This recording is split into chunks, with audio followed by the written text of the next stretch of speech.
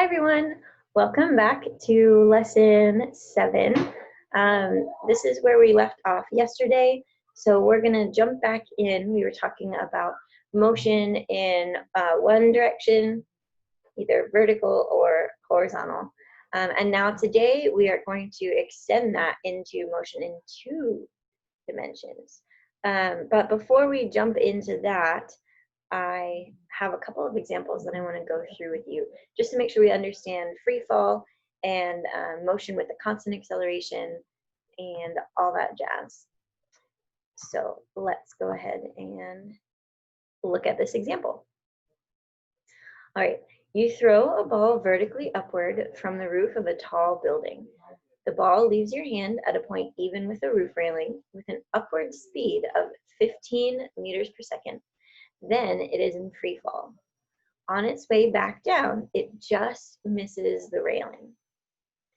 So part A of this example, find the position and velocity of the ball 1 second and 4 seconds after leaving your hand. So here's a picture of our scenario, right? We're on top of this really tall building. We throw a ball upwards and it falls back down, but not into our hand, just past our hand. So that it falls all the way down to the ground. And so you can see there the path makes this nice little narrow, like upside down U shape. And that the blue writing in the picture says you kind of exaggerate that shape just for clarity in this diagram. But either way, we're throwing it up with 15 meters per second of speed. And then the fact that it's in free fall means the only force that's acting on it is gravity. We're ignoring the effects of air resistance and friction and all of that other stuff that could happen to it. We're just concerned with what gravity is doing to the ball. So we should know from yesterday that this ball is going to accelerate with a constant acceleration downward at 9.8 meters per second squared. That's the acceleration due to gravity, lowercase g. And you can see that in the picture right over here next to this orange down arrow. The acceleration in the y direction is negative g, negative because it's going down, and that's negative 9.8 meters per second squared. So we want to know how fast it's going and how high it is at a time of 1 second, and then again at a time of 4 seconds. Okay, so here are the equations that we're going to be using. And I'm taking these from the kinematic equations that we talked about yesterday. But again, because we're doing everything in the vertical direction this time instead of horizontally, all of our x's in our kinematic equations are replaced with y's, because y is our vertical direction and x is our horizontal direction. So y, and again, when we see just y by itself, we're going to assume that that's talking about the final position in the y direction. So y final equals y initial plus our initial velocity in the y direction times time plus 1/2 of our acceleration in the y direction times time squared. We know our acceleration in the y direction is negative g, the acceleration due to gravity, so we'll plug that in there for our acceleration. And then we're given a lot of information from the initial scenario. For example, we're given the initial velocity in the y direction, and that's positive 15 meters per second. So wherever we see v0y, we'll plug in 15 meters per second. In problems like these, projectile motion problems, or pretty much any motion problems, we can set our 0 point to be wherever it is most convenient. So again, you could set that 0 point to be the ground, but it's a little less convenient to do that because we don't know how tall the building is. We just know that it's a tall building. So mathematically, it's kind of easiest to just set our 0 point right here where we're standing on top of the building and measure everything, all of the positions with respect to where we're standing. So that would make our initial position, our y0, 0. That's our reference point. Okay, so this is our position equation all nice and set up for us. Of course, this 0 for our initial position is we can ignore that because 0 plus anything is the 0, doesn't matter. And you can see we're still left with the t's in there for time. And so whenever we have a specific time that we're interested in, whether it's 1 second or 4 seconds, we can use this same equation and just plug in the time that we need. I went ahead and set up the velocity equation in a similar way. So our velocity final in the y direction equals our initial velocity in the y direction, excuse me, plus our y acceleration times time. And again, our y acceleration is acceleration due to gravity, negative g, or negative 9.8 meters per second squared. And again, our initial y velocity is 15 meters per second. So now our equations are all nice and set up. They still have the variable t, but that's okay because we know what our times are going to be. So we just plug in our different times. At 1 second, our position is positive 10 meters, and our velocity is positive 5.2 meters per second.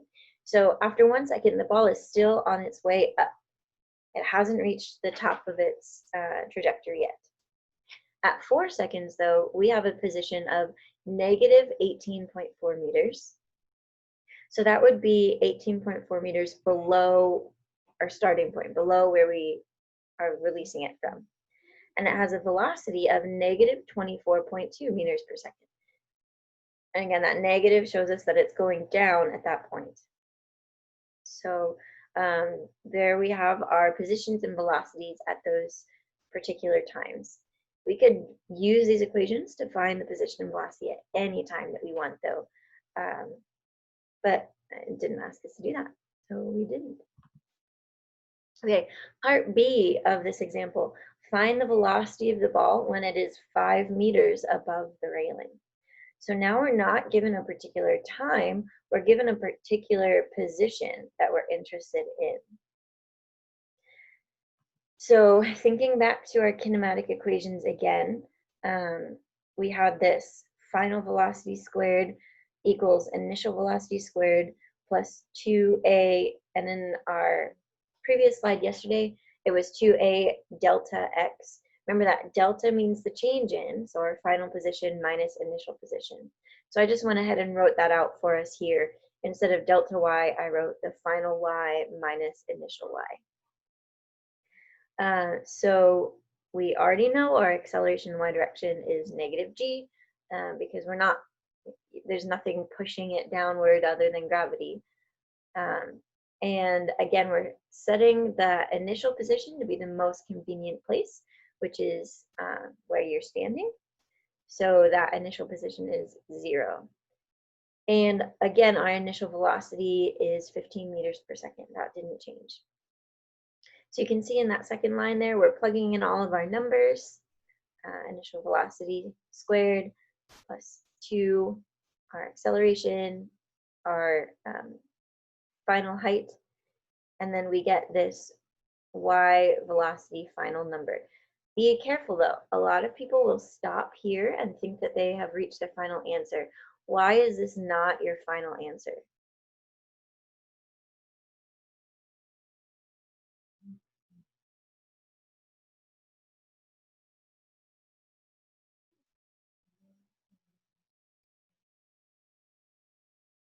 It's not the right units. Okay, what units are we expecting for a velocity? Meters per second. That's absolutely right. Yeah. Only meters per second, not meters squared per second squared. And that's right, Colby. We need to take the square root still. If you are observant, you'll notice that in this equation here, our variable out in front, our final velocity is squared. So that means to get our final answer, we need to take the square root. Now, when we take the square root of this number, we have to remember that there are 2 answers. There's a positive and a negative, because positive 11.3 squared and negative 11.3 squared both equal 127. And so you'll want to beware of some situations like that. And there are two answers because the ball passes that point twice, once on the way up and once on the way down. So our positive answer, our positive 11.3, refers to when it passes that height of 5 meters on the way up. And then that negative 11.3 meters per second refers to when it passes that point on the way back down. Okay, I saw a question here in the chat. Will they ask us to do dynamic graphs, position time, velocity time, etc. for these? They could. They probably wouldn't, just because they'd probably be more interested in this kind of details, like the velocities and the positions and that sort of thing. But I mean, I will say that it's still valid for them to ask you to create graphs from certain situations like this. But again, that's really not the main focus of chapter 3.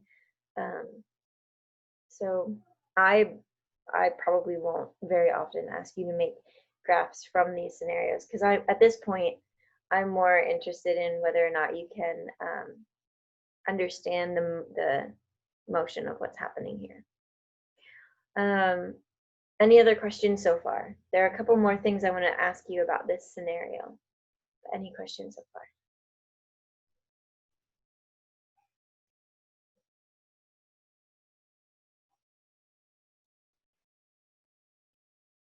All right, I'll check back in just a minute. And if you have questions, feel free to ask. But we're going to go on to part C. Find the maximum height reached and the time at which it is reached. Okay, so we know this ball is going to go up in the air and then come back down, and there is going to be a point at the top where it's as high as it will possibly go before it starts falling back down. Now, we have to keep in mind that when it's reached its maximum height, that's when its velocity is going from positive upward to negative downward. So at that moment, right at the top of its trajectory, it's momentarily stopped. The velocity is momentarily zero, right? And if you picture in your head like a number line, and you have positive numbers on one side and negative numbers on the other side, or like a graph even, in order to go from the positive side to the negative side, you have to pass through zero. There's really no other way to do it. So whenever your object is changing direction, its velocity is momentarily zero. And that is kind of an implied, like subtle hint for how to solve this problem. If our object is momentarily stopped at the highest point of its path, and we know that its velocity at the top is zero, then we can set that to be our final velocity and use the same equation that we saw previously, except now we know what our final velocity is. That's not what we're looking for. We're looking for the final height, that y or yf, or in this case y1. So our final velocity is zero at that point. Our initial velocity is still 15 meters per second. That hasn't changed. Our acceleration is still negative 9.8 meters per second squared. That has not changed. And then here is our delta y written out, our final position minus our initial position. And again, we're setting our 0 point to be the most convenient place, which is where we are located.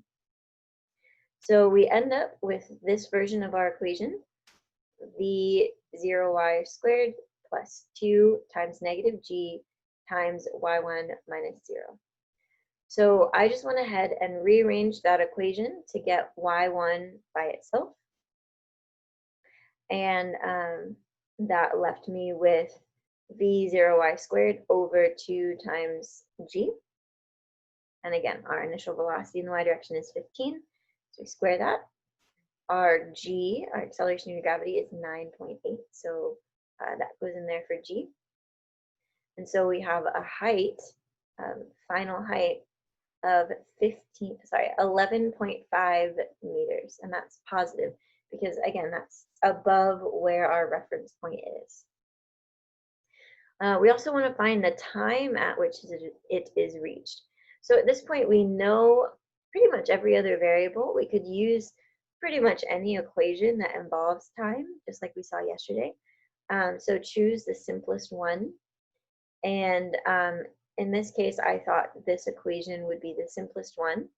Right? Our final velocity equals our initial velocity plus acceleration times time. Again, remember our final velocity right at that point is 0 because it's changing its direction. Our initial velocity is again 15 meters per second. Our acceleration is again negative g, and time is what we're looking for. So I rearranged that equation to find time, and we get initial velocity divided by g, which gives us a time of 1.53 seconds.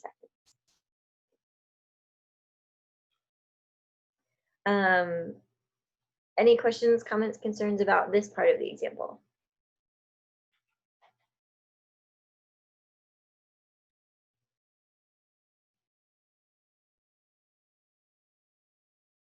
Okay, let's try, there's one more part for us to try. Part D, find the acceleration of the ball when it is at its maximum height. Ooh, this is kind of a trick question, but it can also trip people up if they're not paying attention. The acceleration of the ball everywhere, as soon as it leaves your hand, is negative 9.8 meters per second squared. Right, as soon as it leaves your hand, gravity is the only thing that's acting on it. The acceleration due to gravity is its acceleration. And you kind of have to be careful in your thinking because a lot of people will say, well, at its maximum height, the velocity is 0, so that must mean the acceleration is 0. And that's not true, because if the acceleration were 0 at the top of its curve, then it would never move again, right? Acceleration tells us how the velocity is changing. So if the acceleration is 0, the velocity is not changing, and it would just hover in midair right there at 11.3 meters above your head, or whatever the number was. And nothing would ever change. It would just stay there. And that's definitely not what happens in real life. So everywhere, as soon as it leaves your hand, the acceleration is negative g, or negative 9.8 meters per second squared.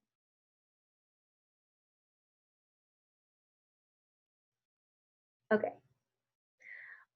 Any questions, comments, concerns?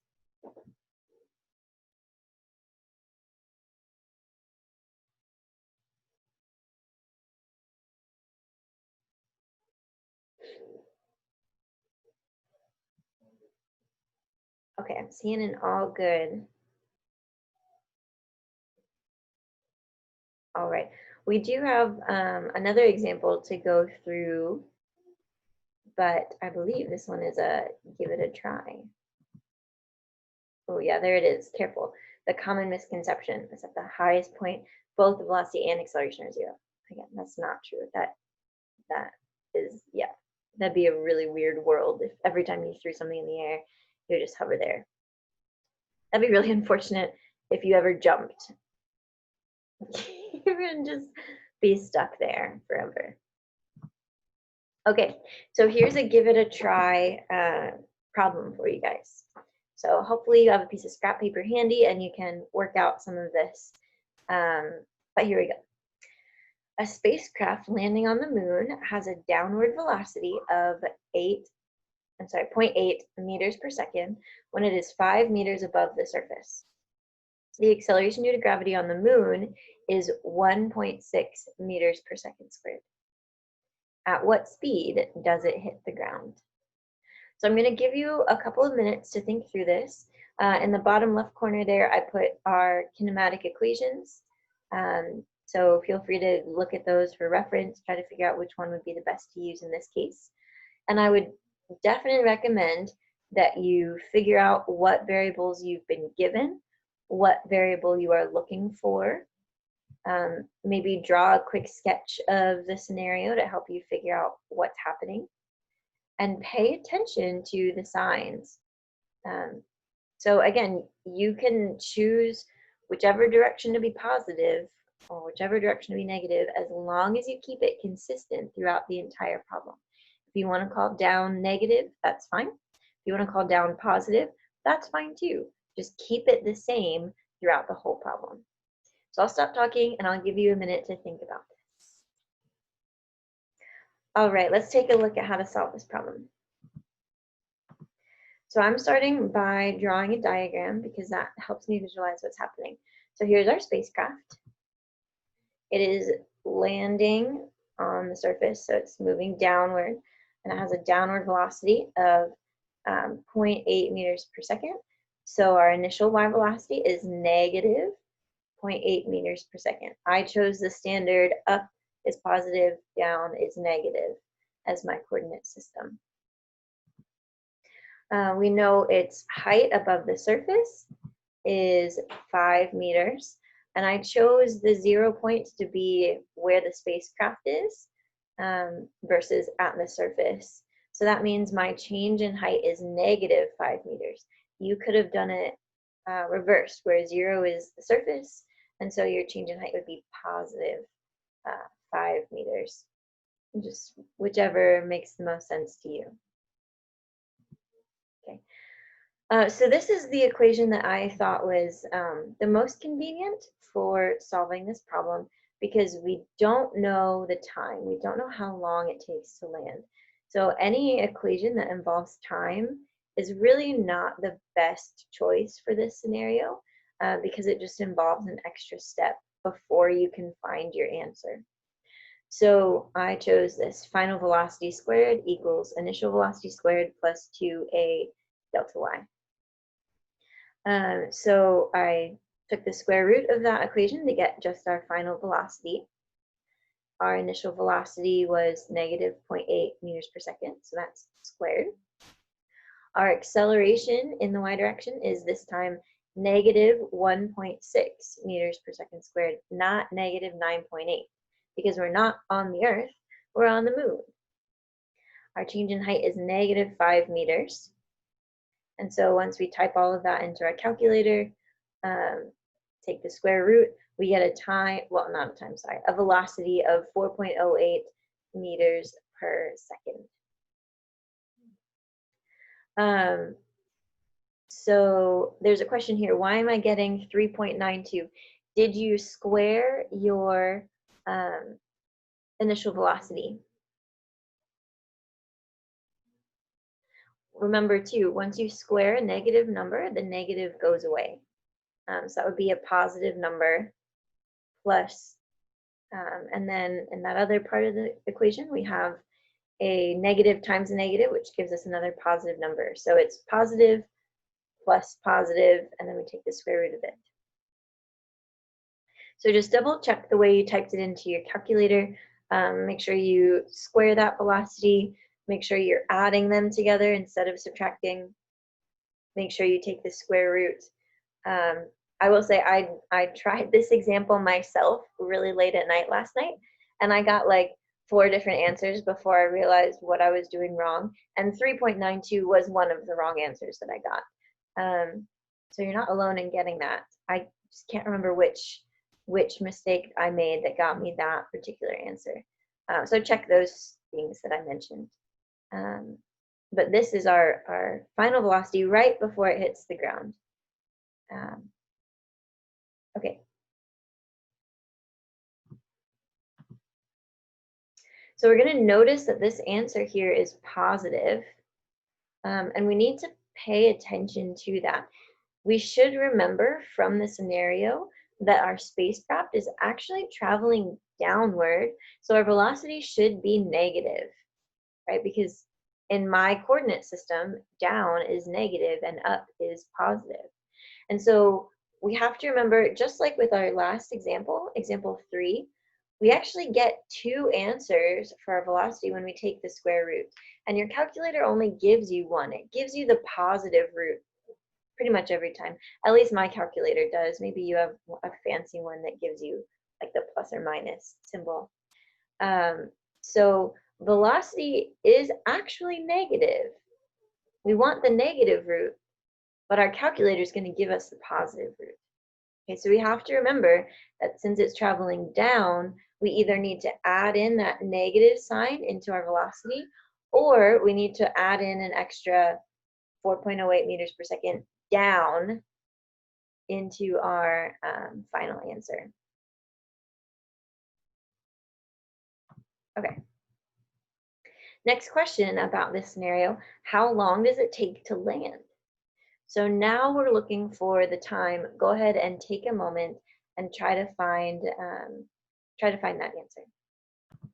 So let's take a look at this together. Again, here's the picture that I drew of the scenario. But now we know from the last part of the problem what our final velocity in the y direction is. It's negative 4.08 meters per second. And again, negative because it's going down, even though that's not what our calculator told us. That's something that we should know from this scenario. So I chose equation 3 because that one seemed the simplest to me, although you could use number 4 or number 5, whichever one has time in it. So I took this equation 3, I rearranged it to get time by itself. So time equals our final velocity minus initial velocity divided by acceleration. Our final velocity is negative 4.08 meters per second minus an initial velocity of negative 0.8 meters per second.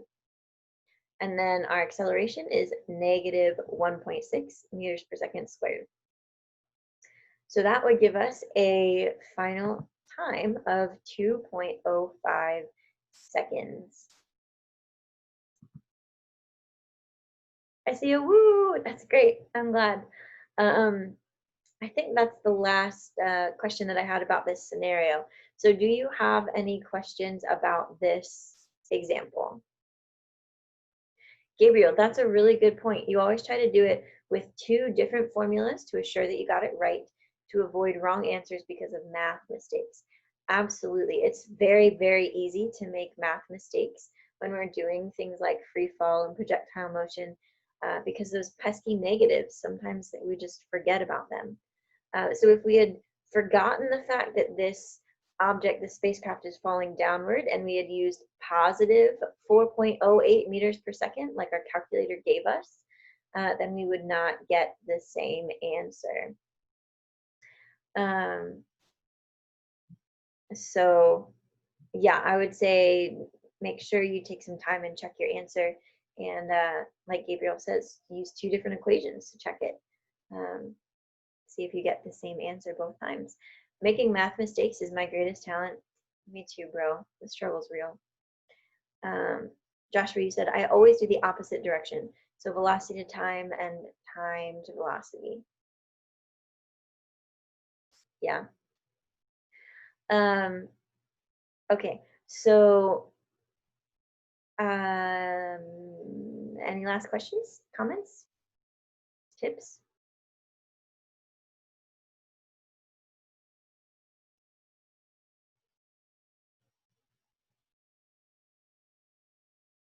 Okay. So let me see on a scale of 1 to 5. How did you feel going through this example problem by yourself? Again, you can send your answer to the whole group if you want to, or you can send it to me privately. How did you feel going through this example by yourself?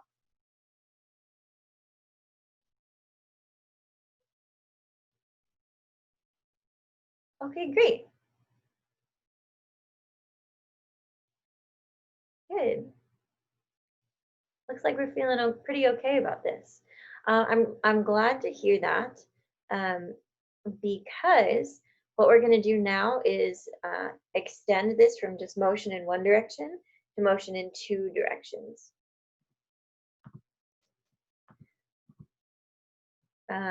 You can even think about this in 3 dimensions too if you want to. We're going to start with 2. But we can extend these kinematic equations to more than just one dimension. And it's actually pretty simple to do so. You have to think through it like one step at a time, but it's not really any more difficult to do it in 2 dimensions than in 1 dimension. You just have to be a little bit more organized. So instead of looking at just horizontal motion, like driving a car, or just vertical motion, like dropping a rock, we can now examine what happens when we combine them, like throwing a ball or throwing a cat.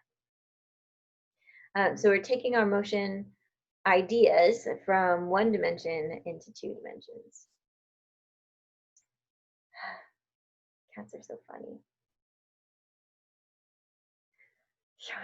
Sometimes you throw your cat when he eats food off your plate. Yeah, I mean, yeah. That cat seems to like it. Coming back for more. Okay, anyway.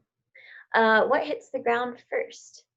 A ball is dropped from 1 meter high at the same time another ball is fired horizontally at 3 meters per second from 1 meter high. Which one hits the ground first? Take a second, think about it, and then type your answer into the chat.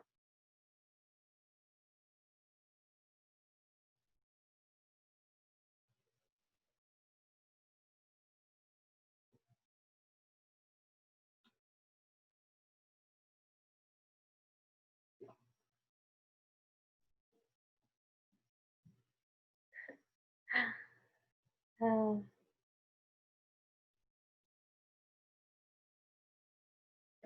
okay, good. I'm seeing some guesses coming in. We have a C. C, since mass doesn't matter. E, duh, clearly. B, good. This, I will say, this is one of the most common misconceptions. There are a lot of most common, but this is a really common misconception in physics, and we're gonna talk about it.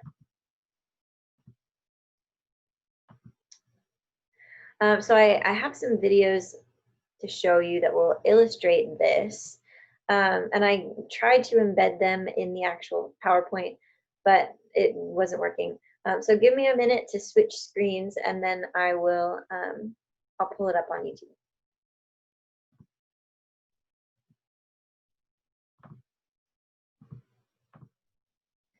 Okay, so here's this video that's going to try to illustrate this for us.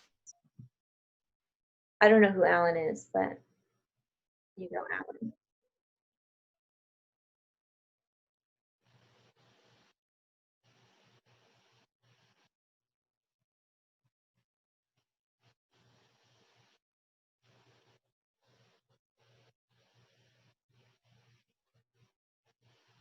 Okay, can you guys all see the video? I'm gonna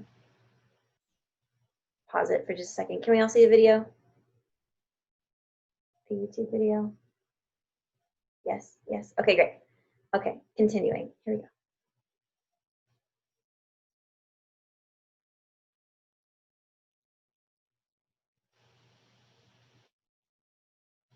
Crazy looking contraption.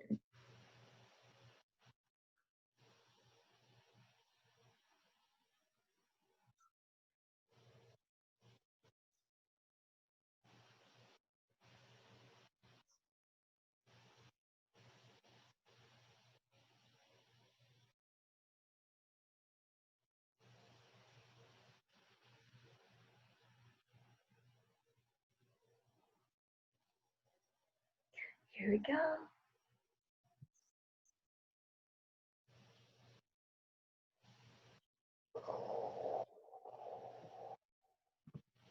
If that doesn't blow your mind, then probably other things would. But anyway. Okay, back to the PowerPoint now. So I just think that's a really interesting video, because a lot of people just like instinctually will say the ball that is fired will hit the ground first because it's moving faster. Like we give it an initial speed. And as we could see from the video, that didn't happen. not only did they hit the ground at the exact same time, they continued to bounce and hit the ground at the exact same time, which is just so satisfying. The second video link there is Mythbusters. If you ever watched the show Mythbusters, they did this experiment as well, but with a faster moving projectile. It used a gun firing a bullet horizontally and dropping a bullet at the same time, which one hits the ground first. So that video clip is about 2 minutes long. I'm not going to play it for you here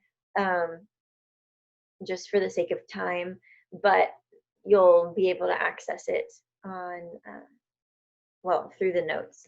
But yeah, it's really interesting, I think. Okay, question from Gabriel. Why, when we talk about parabolic movements, we say that the free fall time of an object equals the time it gets to its max altitude? That doesn't count because it doesn't have an angle. Well, that's kind of a tricky definition of free fall. We'll talk about that. I'll just put a pin in that question and we'll come back to it a little bit later. Yeah, so our correct answer here to this question of which will hit the ground first, we saw is C. They hit the ground simultaneously, which is one of the really interesting and really convenient, super convenient things about projectile motion. And it's super convenient for us that X just does not care about Y and vice versa. These two directions do not affect each other at all. So you can notice in that video how the balls continue to bounce at the same moment, even though one of them like bounced sideways off the screen. You could hear them, maybe you could hear them, I don't know if my volume was high enough, but you could hear them bouncing and hitting the ground at the same time, even though one completely left the screen. So we know from that the velocity that we gave it in the x direction, well, that Alan gave it, is not related to its velocity in the y direction. They are independent of each other. Right? We dropped the one from rest and launched the other one sideways, but the sideways motion has nothing to do with the vertical motion. And that's because, you know, after we've given it that initial push, there are no other forces acting on it except for gravity, right? We're not continuing to push it sideways with our finger. And this is the ideal case where we're ignoring air resistance. So the only force that's acting on it is gravity pulling it down. But you can say the same thing about the one that's being dropped, right? As soon as it leaves that apparatus, the only thing that's acting on it is gravity pulling it down. And the gravity doesn't change from one side of the apparatus to the other. It's still the same gravity pulling both of them down with the same downward acceleration of 9.8 meters per second squared. So since they have the same downward acceleration, they're falling from the same distance, they're going to hit the ground at the same time. So hopefully that makes it click a little bit more in your head. I'm seeing some O's in the chat, which I just love.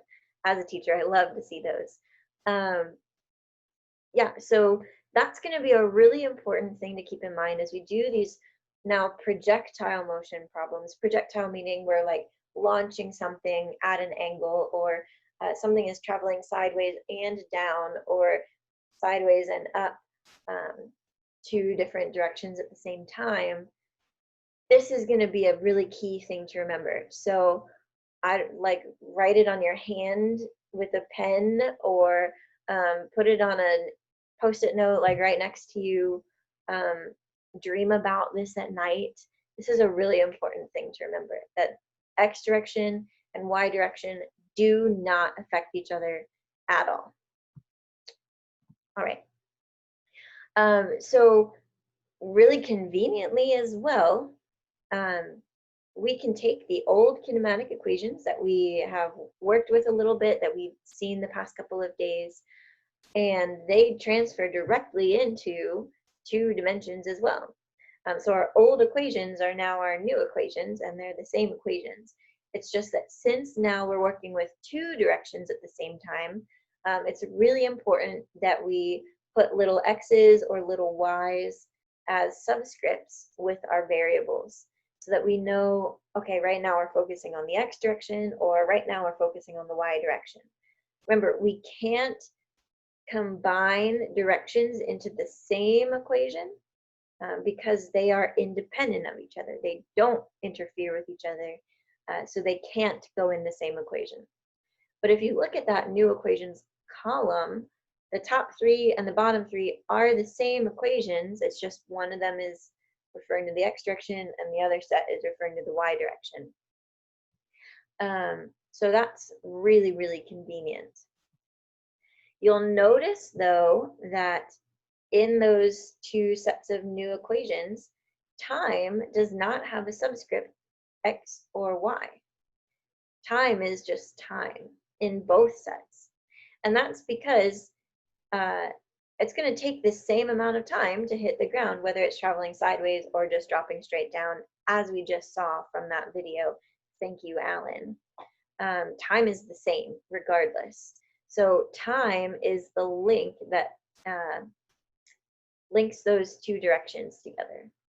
Okay. So whenever we solve projectile motion problems, we are going to look at the two directions separately. And that's why I said it's really important for you to make sure that you're organized as you do these types of problems, so that we don't accidentally mix our directions together, because that's a big no-no. So pay attention to that.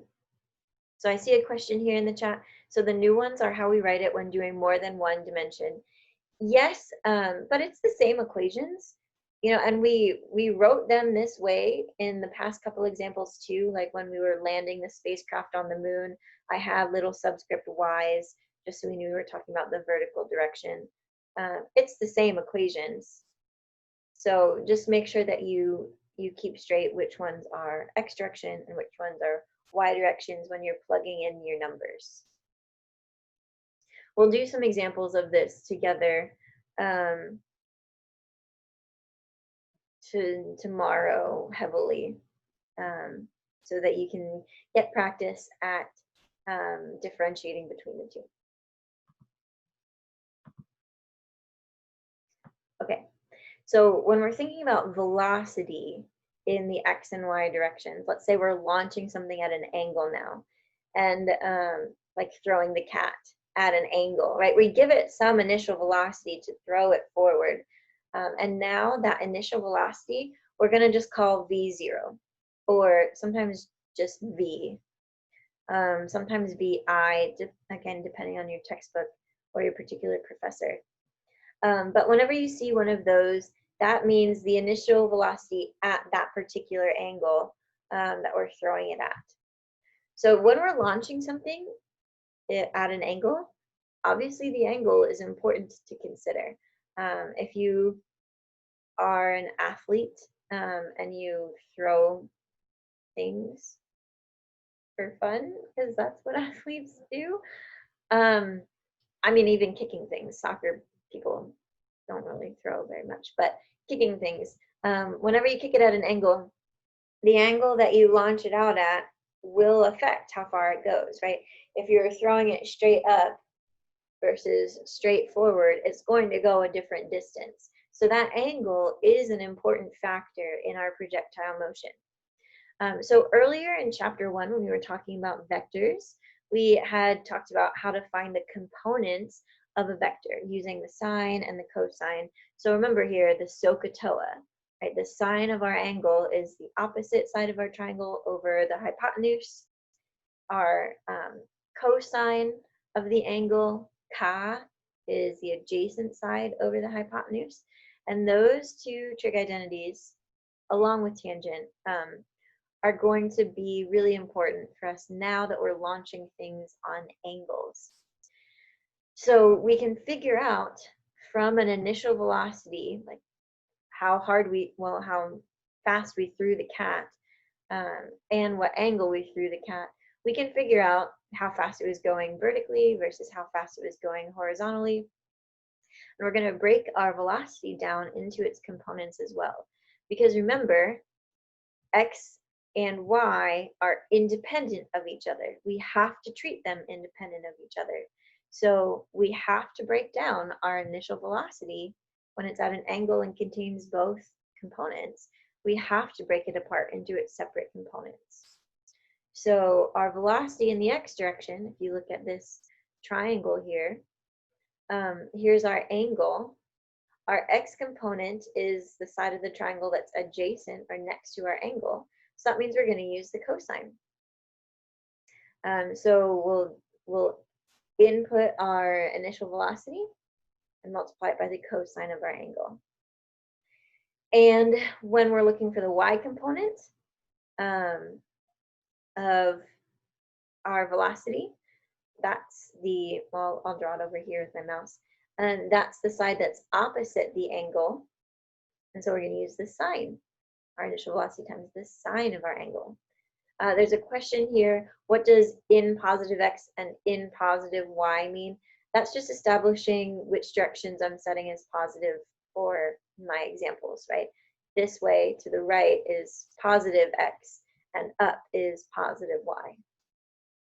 And since this velocity vector is going up and to the right, that means we have positive x and positive y components. Does that make sense?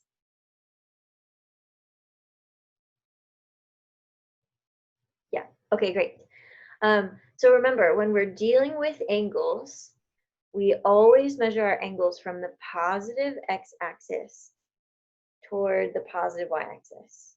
So counterclockwise from positive x-axis. And it's really important that we do that because math. Because calculators, you know, the angle matters. And so just get in the habit of always measuring your angles from the positive x-axis, even if it seems more convenient to measure it from somewhere else. I would recommend that you don't. I would recommend that you do it from the positive x-axis. Whew. Okay. So another thought question for you. What's the acceleration? I throw a ball at an upwards angle. What is the acceleration of that ball in x and y after it leaves my hand? Assume positive x is to the right and positive y is up. So take a moment, think through this question. What is the acceleration in x and in y after we have let go of the ball? Okay, so our answer is in the chat, are predominantly D, and Joshua brings up the point, horizontal velocity will be constant. And that is a great thing to remember. As soon as this ball leaves our hand, we are no longer pushing on it. And we're ignoring air resistance. Unless I specifically tell you to consider air resistance, just always assume you're ignoring air resistance. Okay, so that means the only thing that's affecting this ball is gravity. But gravity doesn't pull things sideways, it pulls things down. So we do not have an acceleration in the x direction. There is nothing to change its velocity in the x direction. But there is something that will change the velocity in the y direction, and that's gravity, right? We have the acceleration due to gravity pulling it down. And since it's pulling it down, our y acceleration is negative 9.8, which is why D is correct and A is not. Remember, acceleration is a vector, the direction matters, so the sign of it, positive or negative, makes a difference. Okay. Any questions, comments, concerns about this intro to projectile motion.